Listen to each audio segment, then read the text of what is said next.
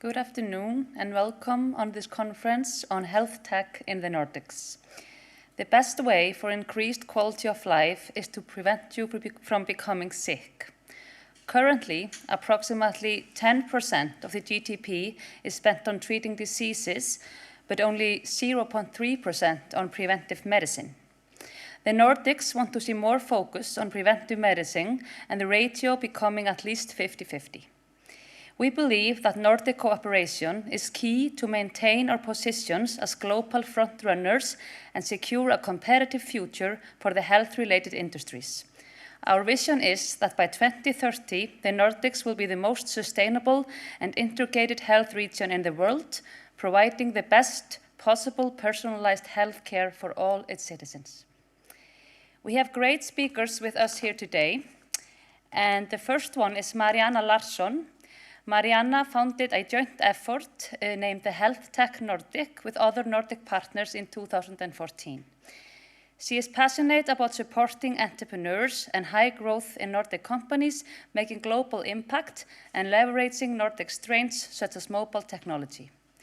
She's been engaged in the startup world for 13 years, but her background is Master of Science Biotech, and she has an experience for 15 years of international business development, both in Alfa Laval and Tetra Pak, and 9 years as a partner in Blueberry Hills Management Consulting, with a large variety of business and public service clients. Mariana, the stage is yours. Hi Iceland, I'm Marianne Larson, the director of HealthTech Nordic that we Innovation Skåne founded together with a number of nice partners across the Nordics in 2014. I'm so happy to be here today with you, and I will start with the helicopter perspective. Global health has improved tremendously during the last decades. However, other circumstances like lifestyle changes, elderly population, increase chronic diseases, and reduce access to health care. Even in countries like the Nordics, where Iceland and Sweden are ranked among the healthiest people in the world, along with Singapore, with government-funded health care for all. Today, people wait for months to get treated. And in poorer regions, like in rural Africa, people, a mother, a parent, a father, may have to walk for days to reach a doctor for a sick child. However, there is light. Digitalization, or health tech as we call it, will empower the individual. The individual being the individual you and I, and the individual profession. Let me give you an example. If I have a heart condition, I would be happy to use the Koala Life heart monitor, giving me my heart condition in 30 seconds by pushing this little device to my chest and to my thumbs for 1 minute. Or it will alert specialists should I need it. And here's LifePod, intelligently sorting thousands of patients into those in need of care when they need it, as opposed to today when chronics have a regular 6-month appointment with their doctor, whether they need it or not. The third picture is Optilog, and I'll get back to that. These kind of tools reduce the need for hospitalization by 50% and improve life quality. Optilog was designed for elderly people that are not really tech savvy at all. They don't even have a mobile phone, perhaps. And it's designed for those people with heart failure. These are some of the results from the use of their technology. 34% improved quality of life, up to 58% fewer hospital days, and 34% improved self-care behavior. Another example of health tech, Joint Academy, treating people with arthritis. So Joint Academy has digitalized Arthrosskolan, which is the general treatment with physiotherapy of arthritis. At 1/4 of the cost for society, people get tools and a mobile phone and access to a therapist when they need it. A physiotherapist, that is. It reduces, this mobile version reduces pain more than the traditional treatment. And it reduces need for surgery, a costly operation. The Icelandic Sidekick Health, of course, is a very good example of a health tech solution. This one improves the lifestyle, and it really does. So they've proven change in behavior, for instance, amongst diabetics type 2, who actually were nudged to change their lifestyle into a reduction of blood sugar levels, a radical reduction. Or another Icelandic example, Kara Connect, addressing mental health issues, which is an increasing problem. Kara offers a simple, secure online platform for professionals, and it's growing. My Skin is a tool for people worrying about skin cancer. So it helps me photograph and reminds me to take a new picture regularly, and it analyzes the changes of my moles. This is the first in its class that has been approved by the NHS, the UK healthcare system, and it's recommended by primary care doctors in the UK and by more than 150 clinics and hospitals globally. I could go on and on and on. HealthTech Nordic engages more than 200 Nordic health tech startups. Approximately 160 of those are already available in operation on the market. Now, I would say that the Nordics is a leading node, if not the leading node in the world. Now, why the Nordics? Well, we have high quality healthcare, and we're amongst the healthiest people in the world. And we have government funded healthcare with the incentives to maintain low cost but high quality at the same time. We also have a strong mobile or Internet of Things industry. Especially Sweden and Finland has been at the forefront of the mobile revolution, and companies like Ericsson and Huawei have placed their global R&D centers for 5G in Lund. Here are thousands and thousands of people living on developing Internet of Things. Everything from design on silicon to user design via sensors, cloud computing, artificial intelligence, anything you need to make Internet of Things. We also have a thriving life science sector with companies such as Novo Nordisk, AstraZeneca, and of course the world-renowned Karolinska Institute. And Iceland, with its tight relations between different stakeholders necessary to provide a paradigm shift in healthcare, is to me of special interest. I'd love to see Iceland taking the lead here, solving the reimbursement issues, interoperability, attitudes, and other current hurdles preventing full utilization of health tech. Prior to COVID-19, this was market estimations, 200 to 500 billion US dollars annually, growing by 5% per annum, a tremendous amount of new jobs just lying there. 1% of that market would be 5,000 to 20,000 new jobs in the Nordics, with people paying taxes taxes support the welfare system. The Nordics have the skills and a strong position. In December 2019, 3.5 million people's lives were touched by Nordic HealthTech solutions.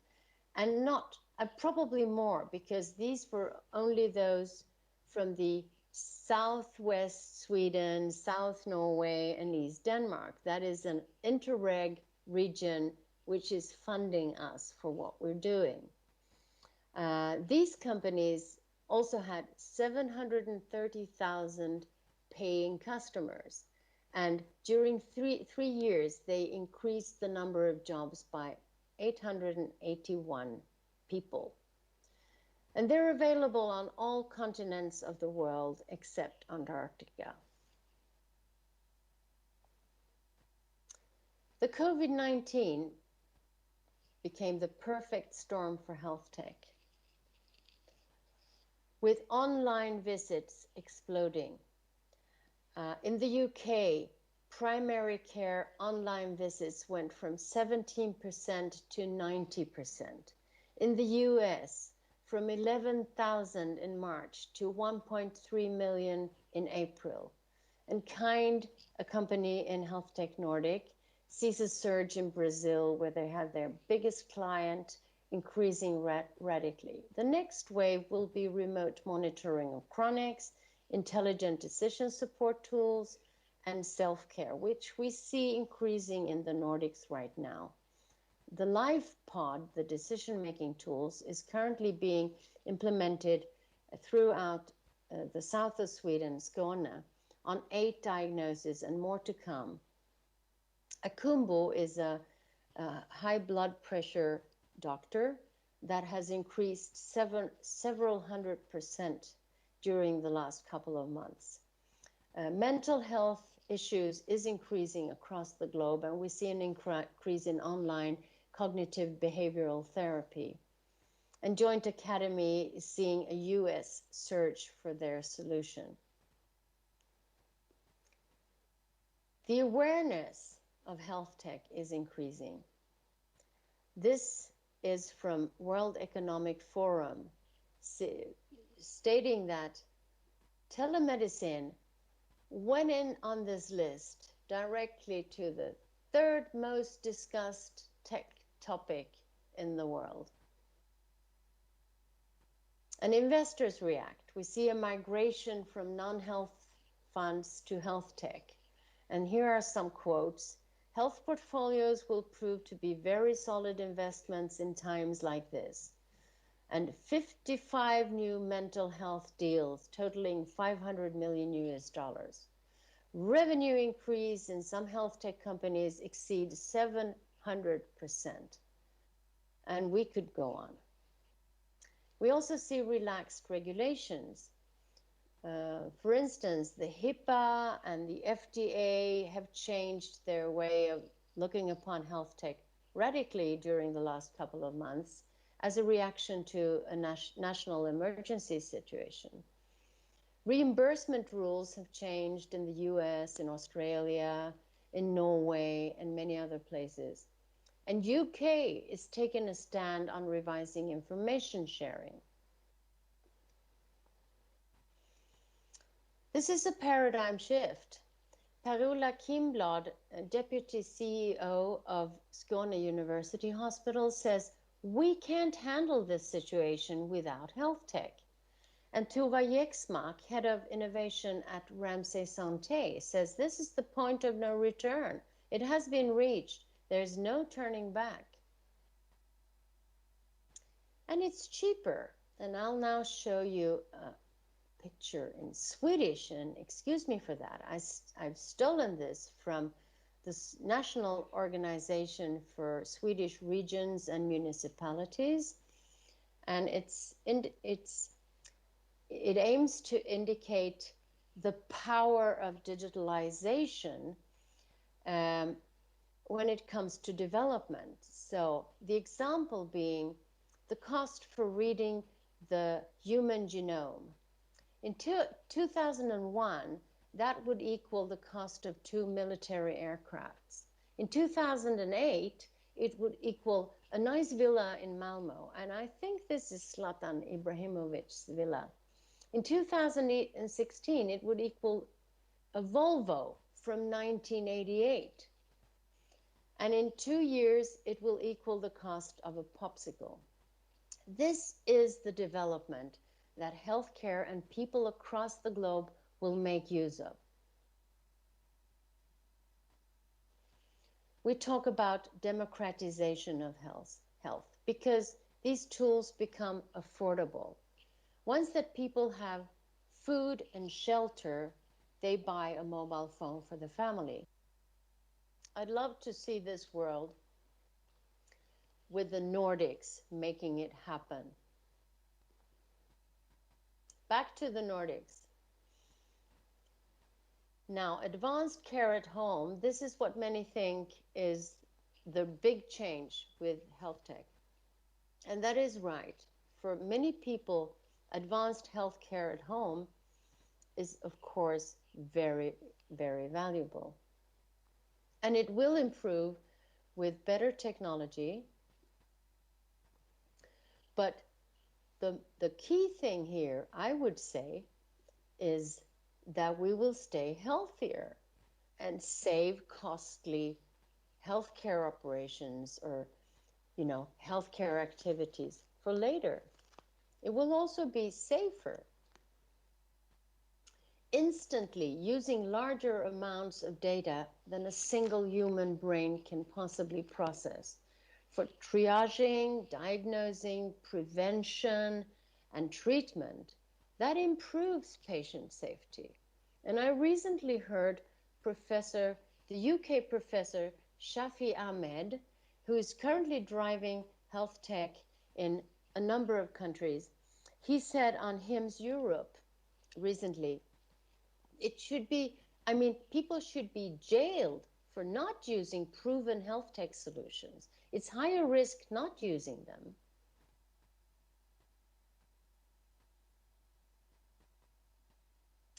So I strongly believe that the Nordics, with the pace that we've seen during COVID-19, when things that used to take 3 years were suddenly implemented in 3 months or 3 weeks, the Nordics have the power to improve health with smarter use of the same resources, addressing reimbursement rules, interoperability and integrity, etc., is not a problem if we really want to.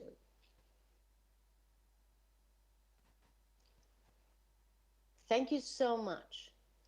From HealthTech Nordic with Innovation Skåne, Sahlgrenska Science Park, Smile Incubator, COBIS, Norway HealthTech, Invest in Skåne, HealthTech Hub Copenhagen, and Symbion.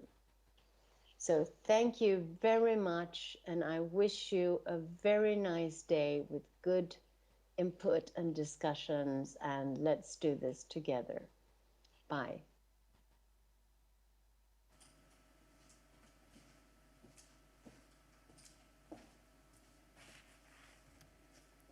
Thank you, Mariana, for this great talk. I want to invite the next speaker to the stage.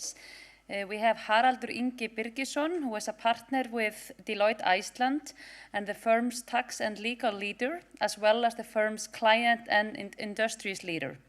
He joined Deloitte in early 2014 from Iceland Chamber of Commerce, where he served as the Deputy Managing Director and General Counsel. Haraldur, welcome to the stage.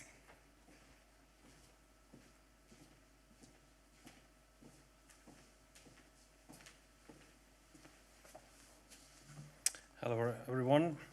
Nice to see the very few of you in the audience, but hopefully many more are listening in via the live stream. Just taking care of a few COVID-related practicalities before I start. Sorry about that. So I was instructed to, the next one, to dive directly into the subject of my address, but before I begin, big thanks to SKI, Nordic Innovation and Innovation Week, for setting up this session, and inviting me and Deloitte to participate. I'm going to talk briefly about two aspects of health tech, one being the investment trends we see over the past years, and the second on how legislation, or at least governments, can use legislation to facilitate innovation. Now, let's start on the investment side of health tech, with a special focus on the priorities of investors. Here we are looking at three set of insights or publications. We're using founding data from health tech innovators between 2011 and 2019, along with investment experts interviews, and then two separate studies conducted by Deloitte with healthcare CEOs and healthcare strategy leaders.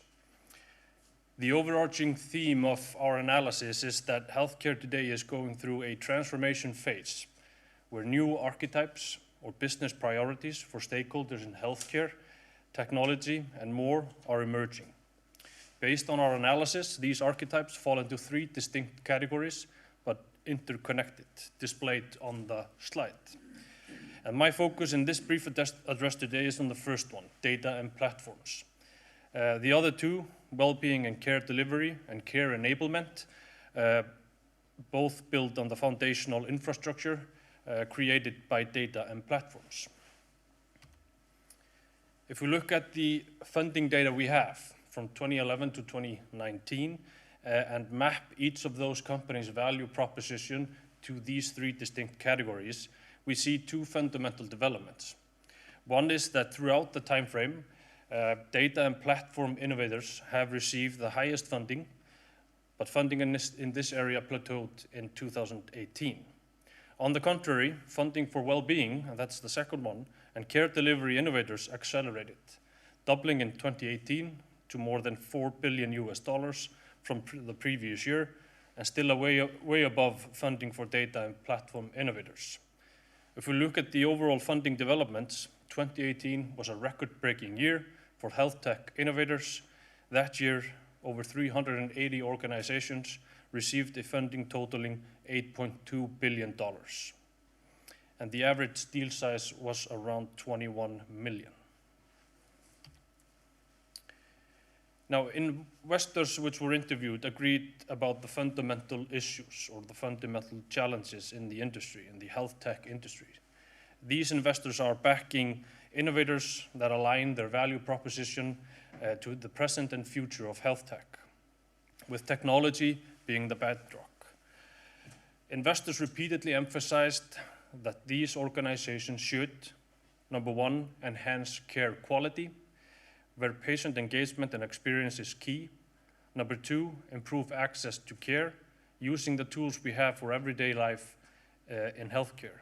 And the third emphasis is reducing cost by looking at how operational excellence can be achieved, again, where technology is fundamental.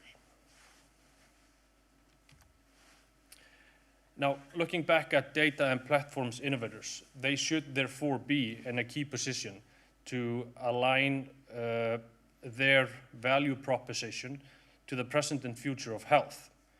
If we look at the three key types of innovators that fall under these categories, again on the slide, they do indeed form the backbone of the health ecosystem with their number one, the ability to aggregate data, promote interoperability, and help ensure privacy and security. Number two, with their algorithms, research activities, and analytical tools to generate data, insights in care delivery. And number three, with their platforms and infrastructure to link consumer health and stakeholders in real time. Yet, despite all these abilities, we see in companies around the world, some of which Marianne mentioned in her introduction, one of the key findings in our healthcare CEO perspective study in 2019 was that the majority of those CEOs found that much has yet to be done. Data is still fragmented and siloed, impeding our abilities to leverage essential data for patient care.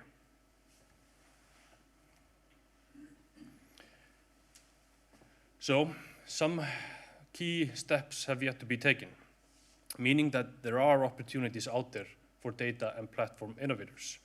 But their challenge is not only to align their value proposition to the future of health, but to pair it with their own differentiating technology and create a sustainable long-term business model.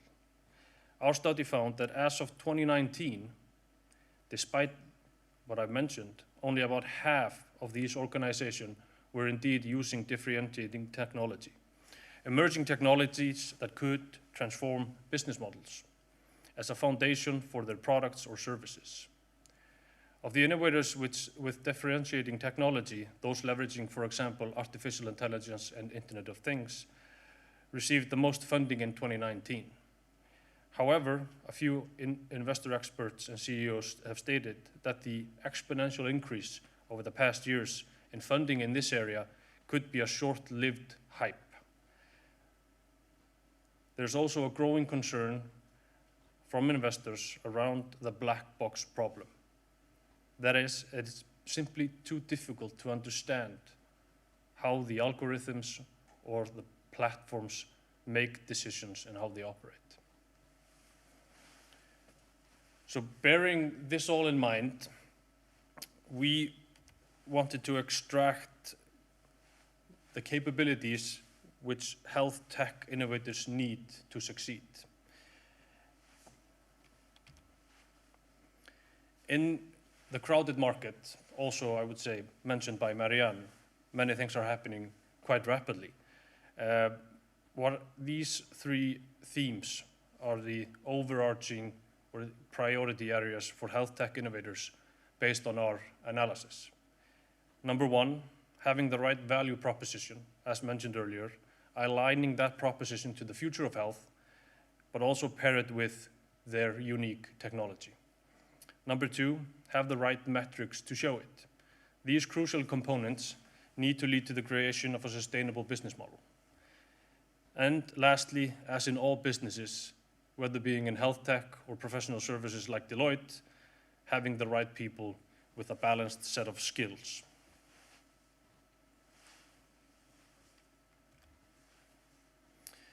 Also, based on our findings, we wanted to put forth some key questions for innovators to concern when building their products and solutions.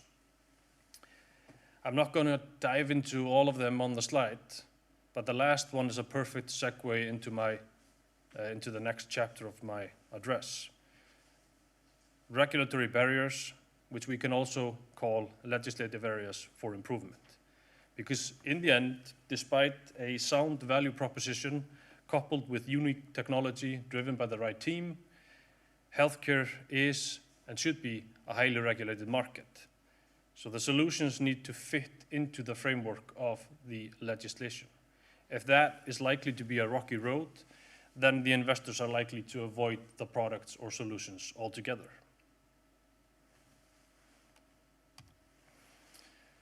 Now, what can the Nordics do today to facilitate health tech innovation?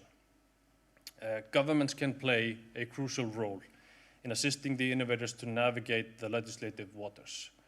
That is at least the findings of our recent Deloitte legal analysis conducted by all of the 5 Deloitte legal member firms in the Nordics, recently conducted for Nordic innovation. I'm going to extract, let's say, the key elements of that analysis. But to set the stage, as Erla mentioned in the beginning, it's imperative to highlight the important role which Nordic innovation has taken on with its health, demography, and quality of life program based on the priorities set by the Nordic ministers. Nordic innovation strives to push onwards further collaboration between all the Nordic countries so they will become the most sustainable and integrated health region in the world. So definitely not setting the bar low there. The program has 4 action areas, one of which is Bridging Nordic Data Initiative. And that's where we were at Deloitte so lucky to be a part of with our analysis. And if we look at, I would say, all of the 3 categories of archetypes I mentioned earlier, you can see them all in the key objectives of this program by Nordic innovation.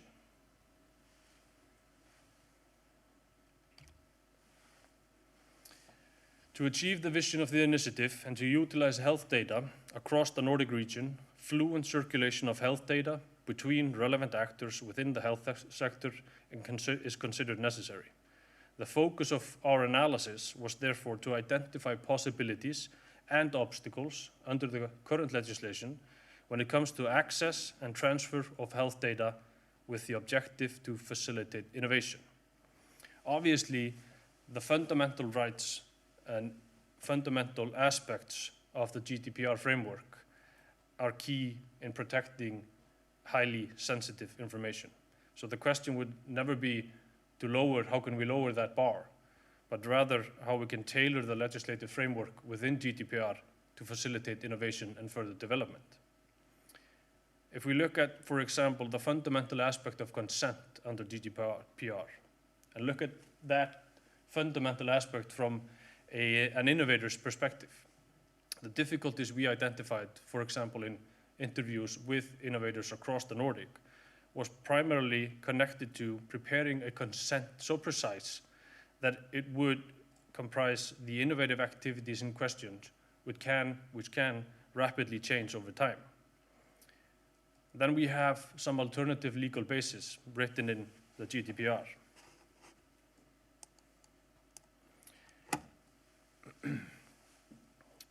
For example, for scientific research, statistics, health analysis, and quality assurance. Those are all embedded in the legislation, but no mention is made of innovation or development purposes. Using anonymized data can also be a challenge for innovators. The anonymization process can be time-consuming, and some health data is simply unsuited for anonymization. So, of these relevant legal options, user-generated data might be a viable way, as processing such data is less complex and often regulated by the data subject consent or agreement. Such data can also fairly easily be transferred, but again, the challenge for the innovators is to reach the right data subjects. So what to do? By identifying these key obstacles, we have, as I would say, in parallel, identified the key opportunities for improvement, and they are in 4 material areas. Firstly, it's evident that the lack of innovation-specific regulation constitute a significant obstacle for innovation development activities across the Nordics. As mentioned, areas such as scientific research, statistics, health analysis, and quality assurance are more or less built into the system, while innovation and development is not. There are, however, no quick fixes in this area because making distinctions between scientific projects and innovation can be challenging. Second is the decentralized information structure within and across the Nordics, with health data being kept in multiple information sources and managed by different authorities. Access procedures can vary based on different types of health data, and the risk is that valuable data is not being identified or not included in the samples. Closely connected to the first 2 of them is additional permit requirements, which apply for specific purposes. For example, additional permit requirements typically from various committees on scientific research. A single point of contact with both an overview of information sources and permit processes is a low-hanging fruit for the Nordics to consider. Lastly, there's a definite lack of standardization and interoperability between the Nordics. That's a more general level area and practical one than legal. Health data is recorded in multiple different technology systems and practices, so it can be difficult to identify and collect all the required data for the predefined purposes.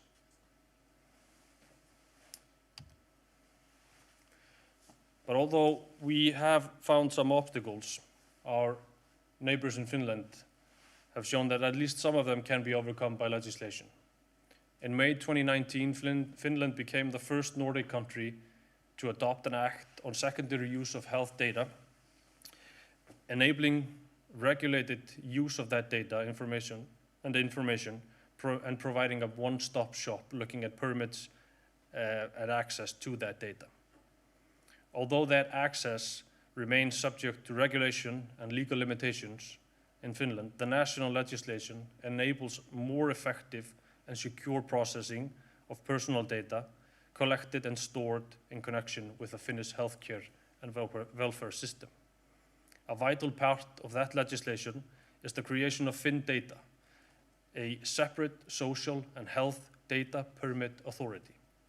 That is the one-stop shop for innovators and developers and others to contact. Although the Finnish Act doesn't solve all of the obstacles, it's a tangible step forward which the other Nordics should definitely look at.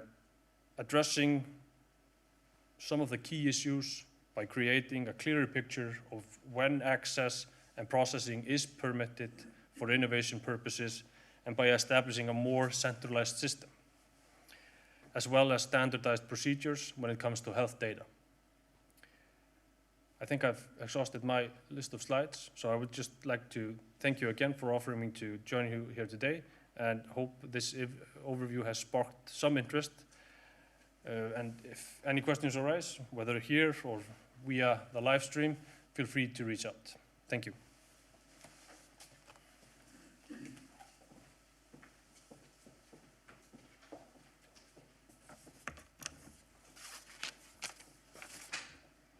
Thank you, Haraldur, for this interesting talk.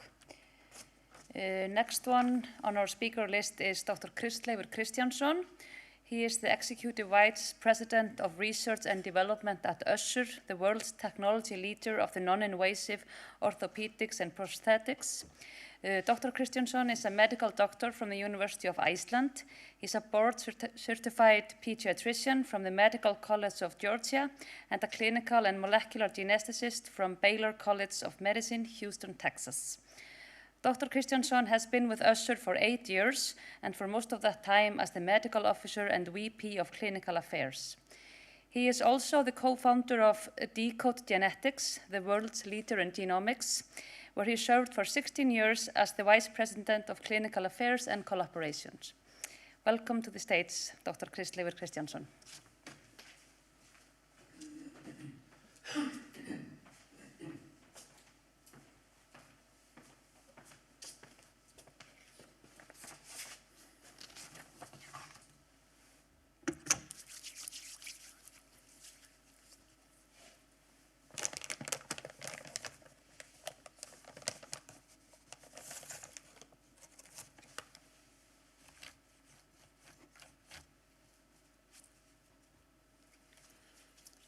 So thank you for inviting me. It's an honor to speak in your conference. What I'm going to be talking about is a little bit different, giving a little bit of a different view from maybe what you are used to here in the venue of HealthTech, in the context that it is addressed in this initiative in the Nordics. þessar is a medical device company and a very successful one, and has been on the market for several years. And I'm going to give you a little bit of an insight into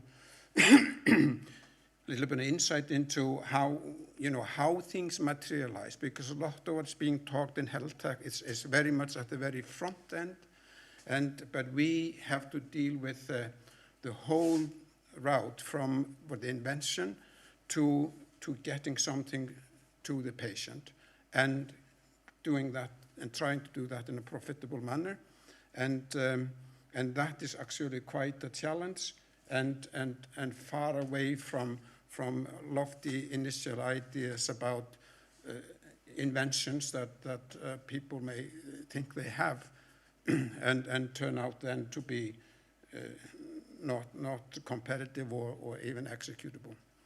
Now, so my presupposition is for this talk is that the best possible in this statement, in this Nordic Innovation Project, that the medical devices would be included when it talks about the best possible personalized healthcare. As a matter of fact, orthotics and prosthetic medical device products are among the more personalized medical devices solution available.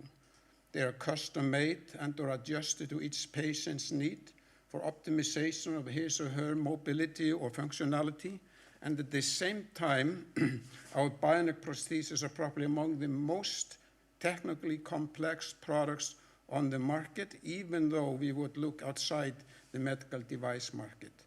So we are definitely qualifying for medtech discussions. Now, maybe just why am I so profound in about the complexity of this technology? And the fact is because we have a device, a unique devices that are interacting with the human body and need to accomplish, functions of a missing limb and the patient's intentions and ideas about that functionality.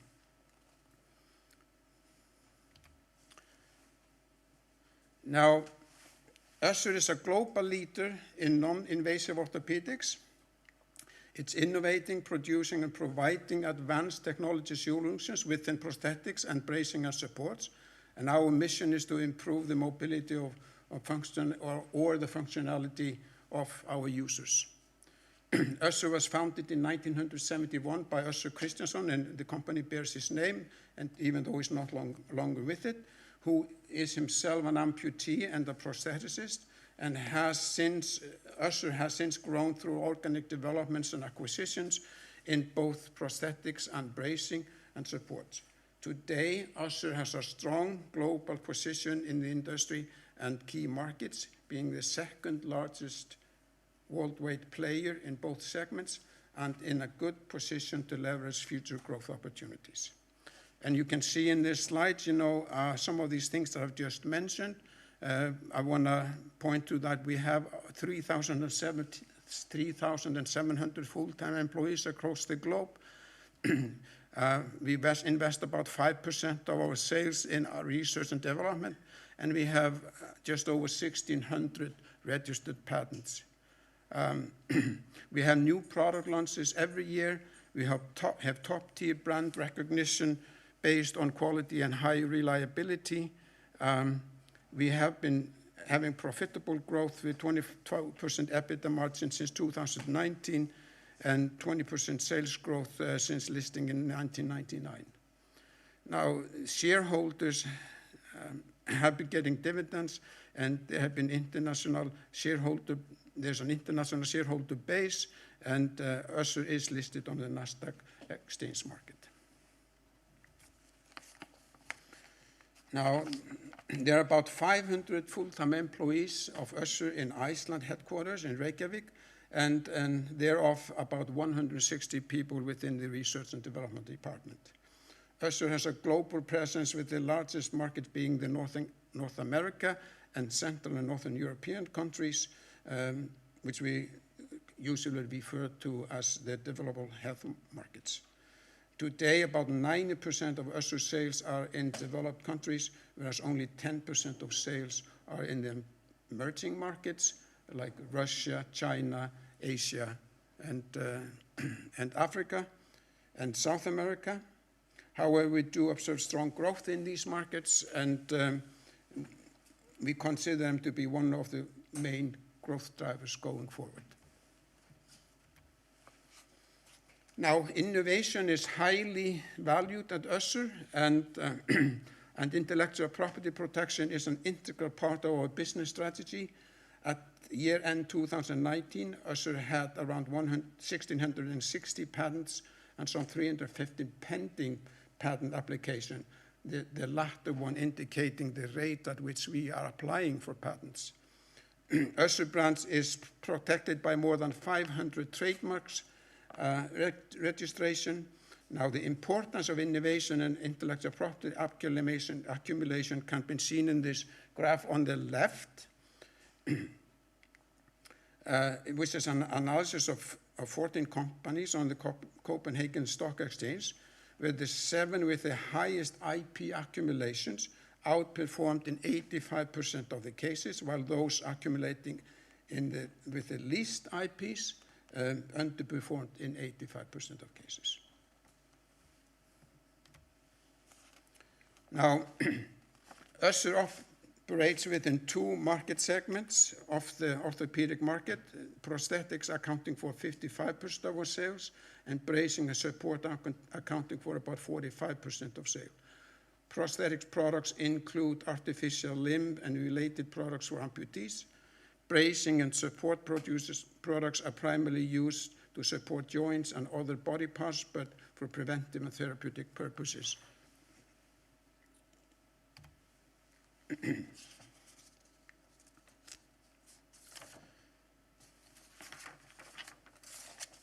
Now, let's talk about innovation, because that is kind of the topic of this series, isn't it?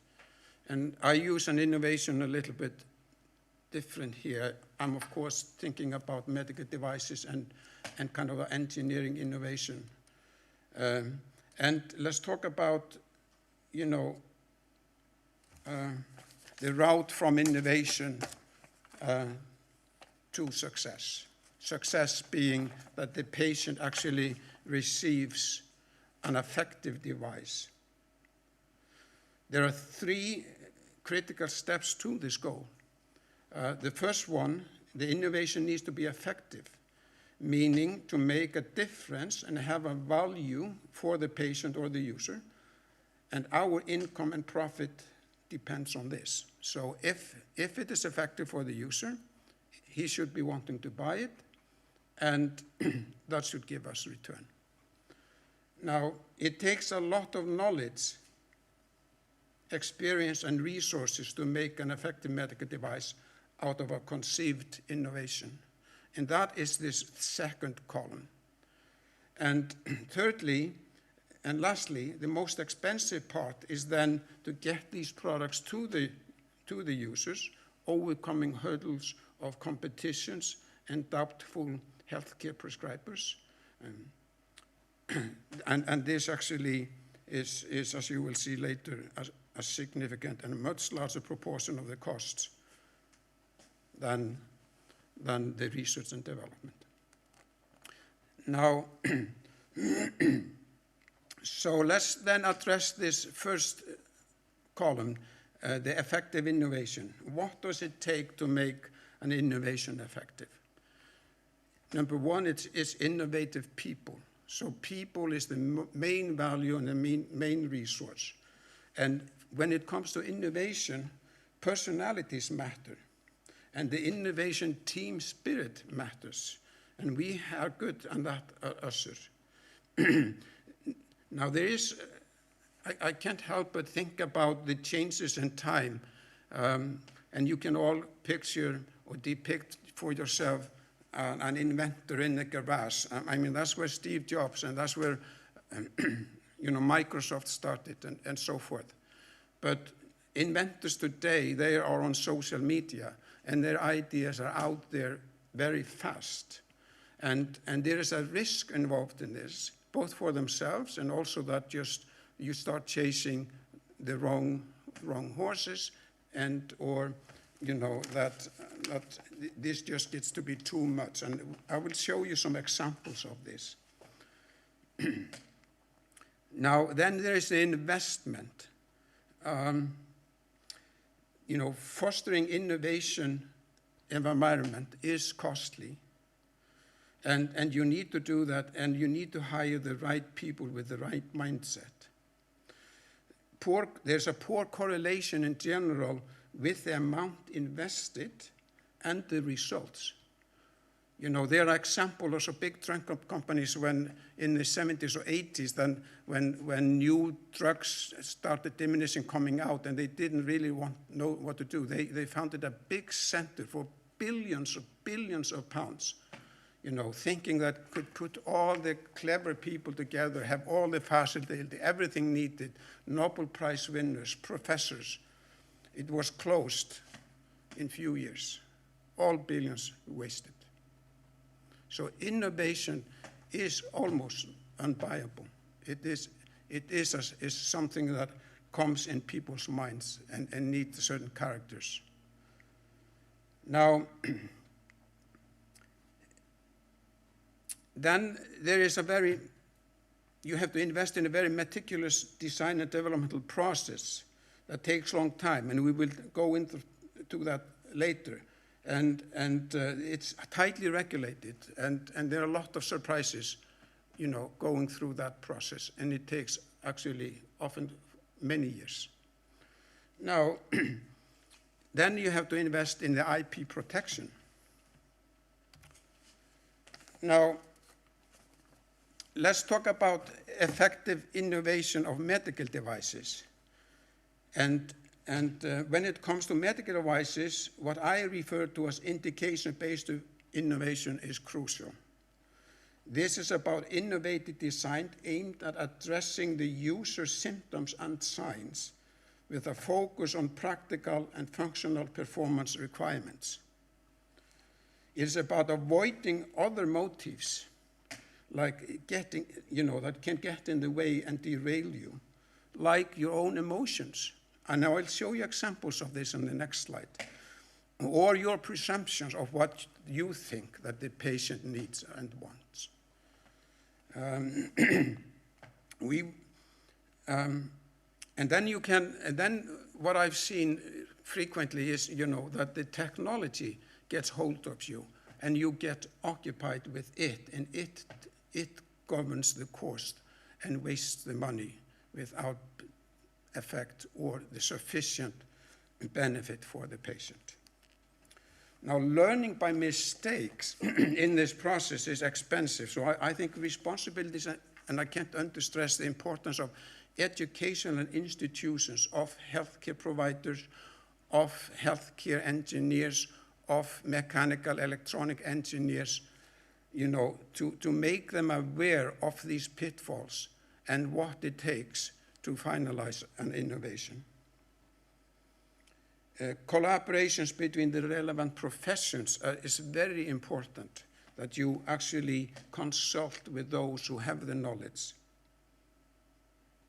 An early engagement with the patient, doing contextual inquiries or whatever methods to find out what they really need is imperative.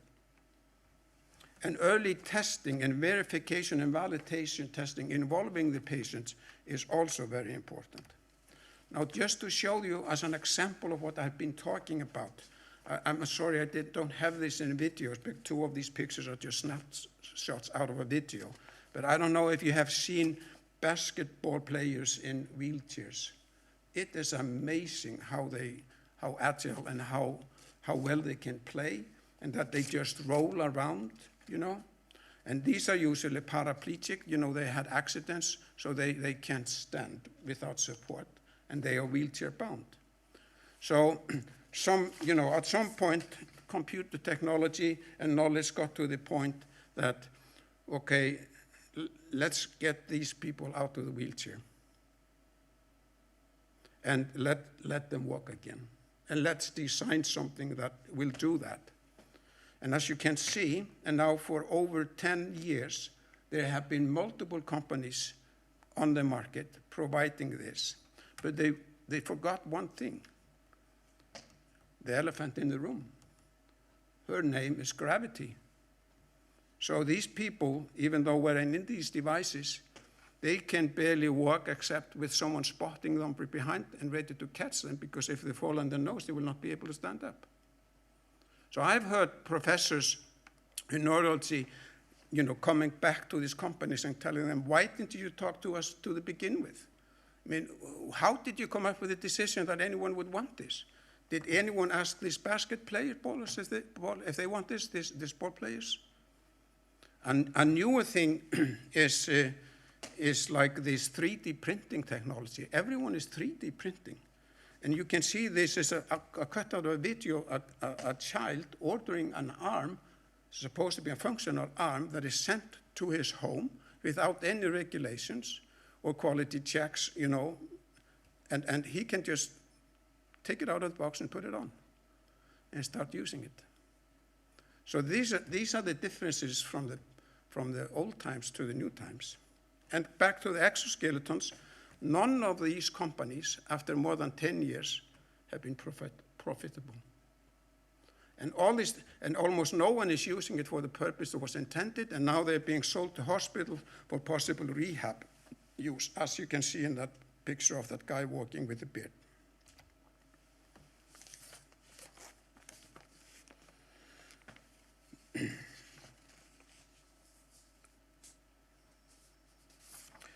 Now, knowledge and experience matters to make effective medical devices.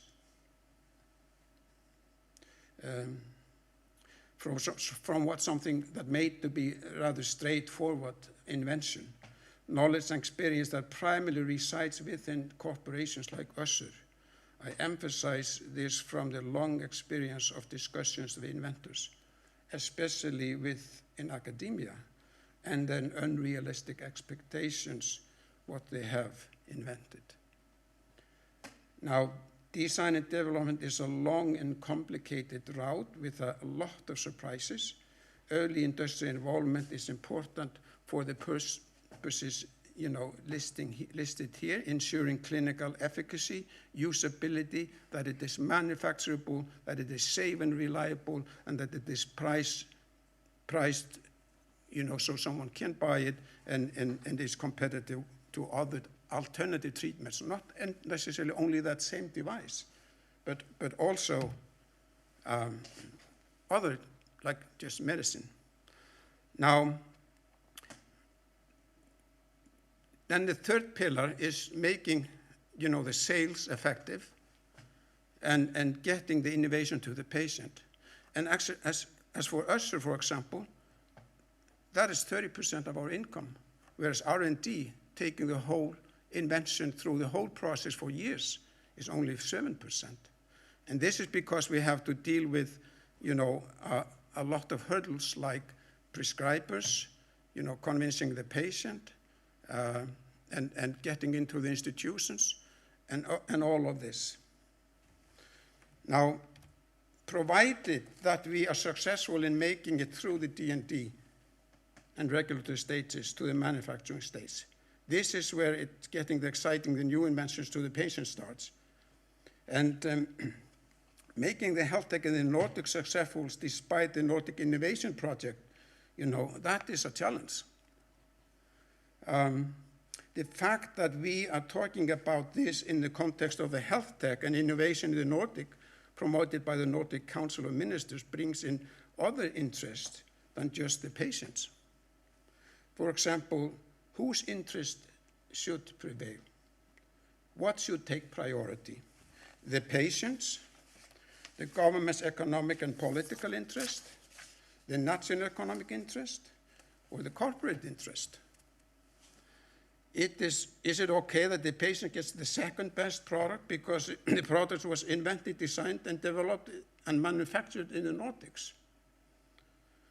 What is more likely to happen is that the government will ignore the origin of the product and accept through a bid, including Chinese products or products from the largest manufacturer in Germany, on the basis of lower prices. By these complicated relationships, unclear objectives, and possibly contradicting interests, it is far from being clear who will be the net beneficiary of the taxpayers' money invested in such promotional efforts. This is a high-risk game, higher than taking in by venture capitalists who make 90% of their losses by 10% of their investment. And this is for the government prior to that. But this is all well acknowledged and accepted, and we know all that there's a strong funding and grant organization in the whole world, on both sides of the Atlantic, so this is just part of the game. What comes out of this in the end ends in the hands of the corporate world, to be made into finished medical products, to be sold to the healthcare payers in most countries, the government. So government comes back and buys it. I am not pointing out these contradictions or contradicting factors to downgrade efforts by governments or by organizations to promote innovations or to try to improve quality of healthcare, but merely to provide the insight into the complexity of the medical device industry and the risks involved. A reality that USSUR, as a corporation, must deal with, and for that matter, anyone who wants to play this game.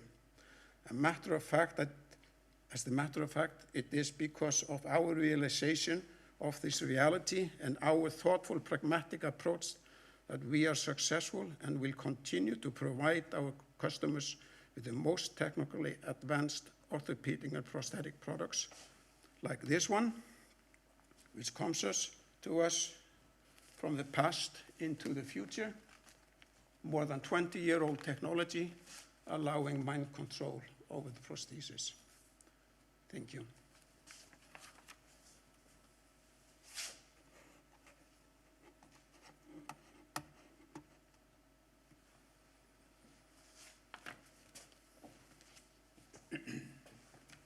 Thank you.